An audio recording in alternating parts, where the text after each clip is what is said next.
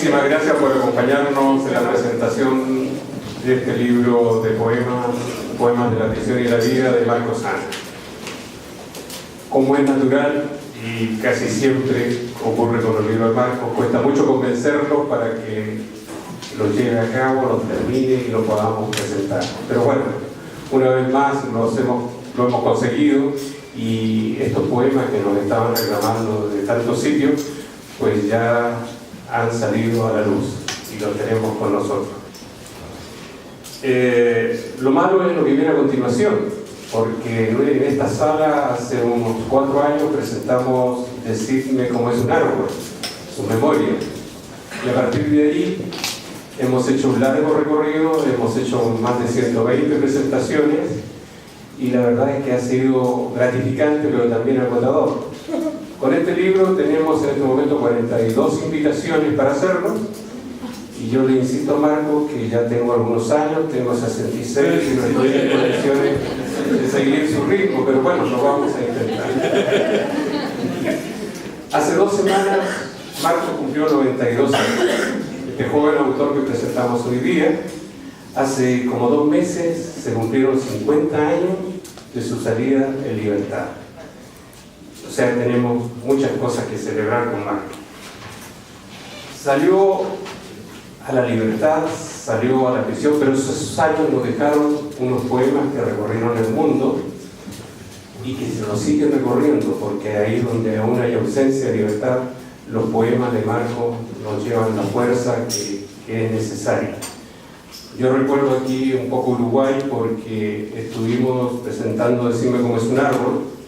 Estuvimos en un lugar que fue un lugar de detención de mujeres, y las jóvenes que habían estado detenidas en ese lugar le dieron una sorpresa a Marcos poniéndole música a sus versos. Y ella decía que en esas noches de cautiverio, lo que las reconfortaba eran los poemas de Marcos que venían a su mente y que le daban forma y que podían sobrellevar el peso de esa noche terrible. Así que, como nunca, los poemas de Marcos siguen siendo valiosos. Y te voy a contar una anécdota, Marcos, que me ocurrió ayer. Ayer fuimos a comer con unos amigos, y mientras aparcábamos el coche, le digo al escritor que me acompañaba, le pregunté si había recibido la invitación para la presentación de hoy. El amigo está aquí. Y la persona que cuida el estacionamiento, la hora, escucha que cuando mi amigo me dice, la de Marco Sana, le digo, sí, claro, la de Marco Sana. Él dice, qué suerte que ustedes conozcan a Marco Sana. ¿Así por qué? Y mi amigo le dice, tú eres comunista. Y él dice, no, de ninguna manera. Digo, no te preocupes, si no es malo, ahora eso está bueno.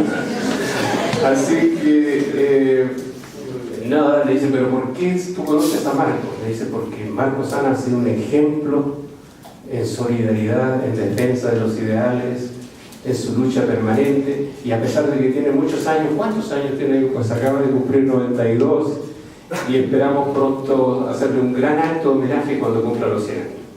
Bueno, la verdad es que nos alegramos de poder encontrarnos en este ambiente, en que podemos festejar estos tres cosas importantes. Y claro, por parte de la editorial tengo que decir que es la presentación de poemas de la prisión y la vida. Y como esta es una noche de celebración, nos acompañarán leyendo algunos poemas de Marco Sana, Juan Diego Boto, las actrices Lucía Álvarez y Sandra Navarro, Alondra Badano. Me sonreía por lo de Uruguay, porque Marco la conoció cuando era muy jovencita, en el año 63, cuando llegó por Montevideo, y yo tuve la suerte también de conocer en Montevideo, y nos alegra que hoy nos acompañe recitando uno de sus poemas.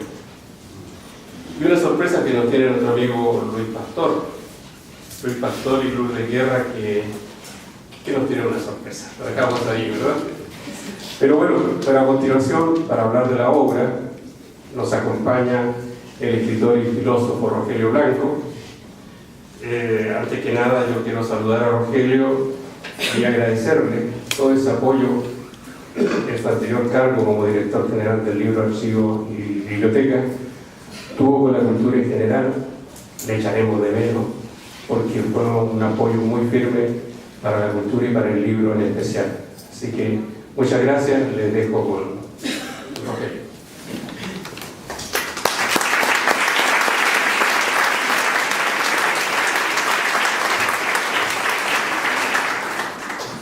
Buenas tardes. Bueno, en primer lugar, pues agradecer su presencia y agradecer a Osman y a Enzo que me permitan pues, participar en esta presentación.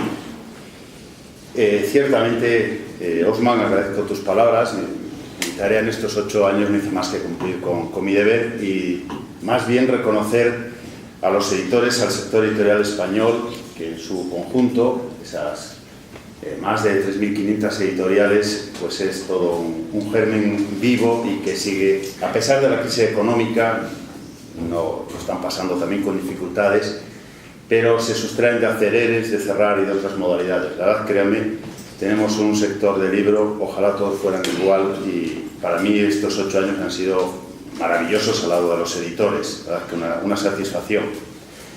Y ahora pues me toca pues hablar de un autor, como decía Osman, totalmente novel, pero en fin, a pesar de lo joven que es, pues conocido, con una extensa obra, con una dilatada biografía. Sobre todo, además mantiene el perfil de juventud necesario para lo que hay que ser de jóvenes, que es ser herejes, heterodoxos y utópicos, y creo que en Marcos esto se sigue dando. Digo heterodoxo y hereje y utópico en el sentido primigenio de las palabras, es decir, Lamartine o Víctor Hugo señalaban que las herejías o las utopías eran verdades del mañana o verdades prematuras.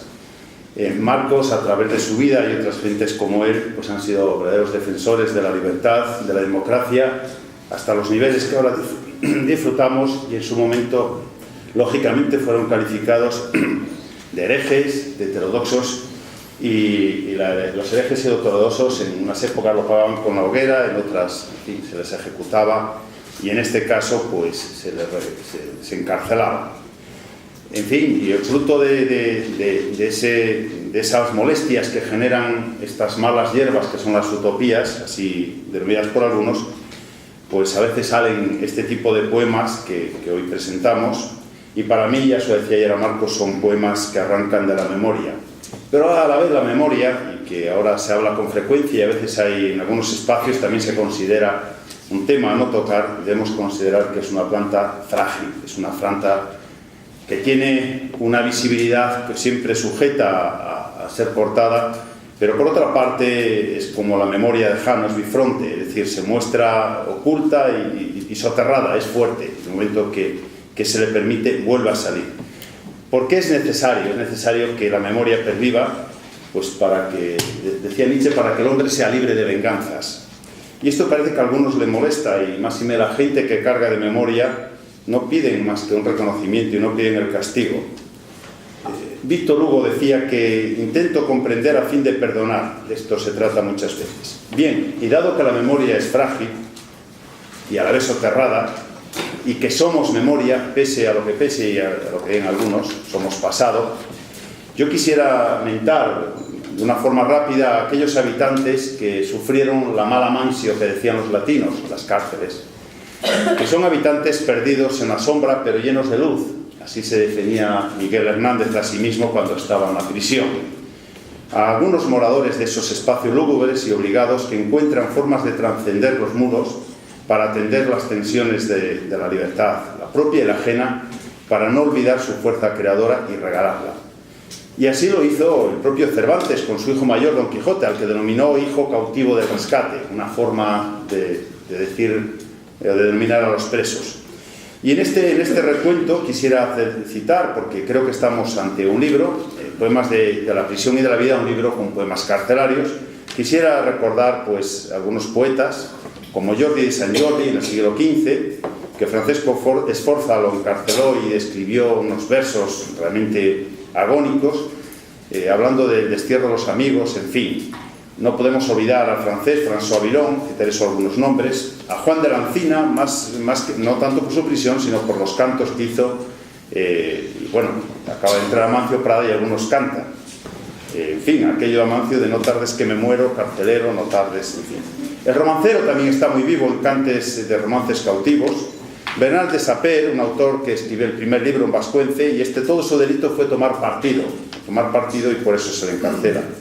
Quevedo, José Espronceda, que sufrió una penosa cárcel en Guadalajara, Walt Whitman, no encarcelado, pero fue sensible a la situación de los presos y escribió la famosa cantata a la prisión, todo un canto de libertad.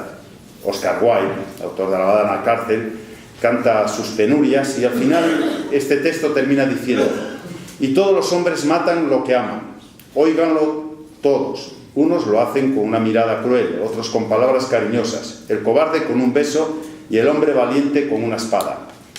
Debemos recordar, además con un cierto paralelismo a Marco, al turco Nazım Hikmet, también condenado a 20 años por ser comunista, sencillamente esa era su herejía. Las presiones de Tristán de Sara lograron que en el año 1950 saliera de la prisión, pero dejó unos poemas carcelarios, Sentidos sobre la libertad, o todos los poemas dedicados a su mujer, cuando escribe: he grabado tu nombre con mis uñas en la correa de mi reloj, y termina el poema a las 5 de la tarde. Estas cosas siempre suelen suceder esa hora. Deseo recordar a Luis Cernuda, su poema, aunque no estuvo preso, El prisionero, a un vasco que se fusila en el 37, también, con seudónimo La Seta, Cuatro Vientos, que era Esteban Muntiaga. Y qué decir Miguel Hernández, autor de Cancionero y Romancero, de quien Marcos, con motivo de su muerte, desarrollara una pequeña obra teatral, y en la cárcel de Burgos, fuera, con los peligros de la vigilancia de los carceleros, pues interpretaron, y que tiene una edición, digamos, no muy conocida, pero bellísima, que hace unos años se consiguió reeditar. Su Cancionero y Romancero de ausencias, el poema Nana de la Cebolla, y también que sea que recordar que hace un año se celebró su centenario con escasa atención por parte de muchas instituciones, y su muerte fue el origen, pues, de esa obra que le señalaba, realizada por Marcos Ana y ejecutada en la prisión de Burgos. De esta prisión, y compañero de Marcos, fue José Luis Gallego, autor de Voz Última, un poeta fanromoniano y comprometido con la causa republicana. También perdió la guerra y fue condenado a muerte.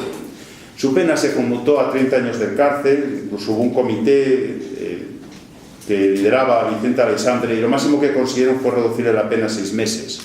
Bueno, en su poema Voz Última recoge en cantos agónicos que van desgranando el llanto emanado de la prisión con una voz comprometida, las peticiones de clemencia, la angustia por los retrasos de aplicaciones de sentencias, las circunstancias de las celdas, la zozobra de las vidas en vilo, o el fusilamiento de su compañero de celda y expediente Juan Ros.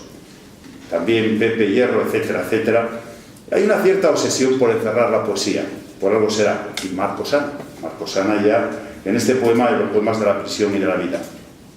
Lo primero que me llama la atención de su libro es la frase de frontispicio, que dice: vivir para los demás es la mejor manera de vivir para uno mismo. Yo creo que conocemos a Marcos en su modo de vivir, y que bien nos recuerda a Terencio cuando decía: nada lo humano me es extraño, que, como saben esta frase en latín, ni lo humano me alienum puto, dicen que Carlos Marx la tenía en su despacho como lema de vida, ¿no? Esta es la frase introductoria que Marcos, propia de él, sitúa en el libro, para darnos a continuación cuenta de cómo surge este libro. Es un libro escrito en prisión, cuando la noche era profunda, macilenta la luz a un extraño candil, con poco alcohol para poder apagarla rápido, ante la posible alarma, con manos doradas por la luz de la luna, oído atento, arropado en el frío de Burgos con una manta, proyectando sobre la pared una extraña sombra. Dice que solía despertarme muy temprano y antes del toque de diana, y trabajaba mis versos de la fría soledad de las madrugadas. A la vez, estos versos producidos los escondía la voz en su zapato. Trataba en el patio girar y girar, dar vueltas, memorizando los poemas, dándoles forma y dándoles armonía. Pero tenía un objetivo con estas voces y esta tarea, esta brega del poeta, que era que sus poemas sencillos fueran mensajeros de dignidad, para que llamaran a las puertas, dice él, y despertar a los que dormitan, ajenos a nuestro drama personal y a la tragedia colectiva de España. Y una intención más, para que fueran compartidos por mis contemporáneos. En fin, esto es un poco la intencionalidad de estos poemas que él, en un texto precioso, yo simplemente he sacado unas líneas, narra. Lo que hay que ver en todo el poema, hay una serie de conjuntos de términos que se repiten: el patio y el cielo, el tintero y el alcohol, el hambre y la soledad. y siempre espera y desasosiego. Son versos calientes para noches frías llenas de soledad, versos para la intemperie y el tedio, para el ansia de vivir, anhelos de felicidad. Son versos de palabras nacidas de la necesidad, de la premura, del dolor. Versos reposados y responsables. Sartre decía que la responsabilidad del hombre no se refiere solo a sí mismo, sino a la humanidad, y esto enlaza con su frase. Pues el poeta, todo poeta, sabe que en cada hombre están todos los hombres. En este poemario nacido en la cautela, pero ya sabemos lo que decía Hölderlin, cuando amenaza el peligro crece lo que salva, son versos hechos de la madera de los sueños, como diría Shakespeare, pero también de las preguntas permanentes ¿por qué? Y del recuerdo. Dice un proverbio ruso que es mejor volver atrás que perderse en el camino. Es la memoria que siempre está ahí, es un permanente abso, duela a quien duela. Y aquí pues otra vez entre esta memoria vemos la monotonía y la cadencia, los sueños y esperanzas, una nube y un pájaro que huyen mientras sobrevuelan el patio, un patio cuadrado que el caminante recorre, el poeta, en círculos imperfectos. Digo imperfectos porque el círculo es la perfección y solo su ruptura permite la catástrofe. Por lo tanto, yo creo que se llama más bien Marcos elipses, porque es menos perfecta, la propia del poeta, la del creador, que camina sobre sí mismo, nunca camina sobre sus mismos pasos. La elipse es flexible, acogedora, recipiente de sinsentidos y confesiones que macera y da paso a versos como estos tuyos, límpidos y tersos. Pero a veces están los defensores del orden que pretenden sellar la boca y las horas. Es imposible. Queda la palabra y la pregunta que te haces. ¿Me habré confundido? Sabes que no. Este poema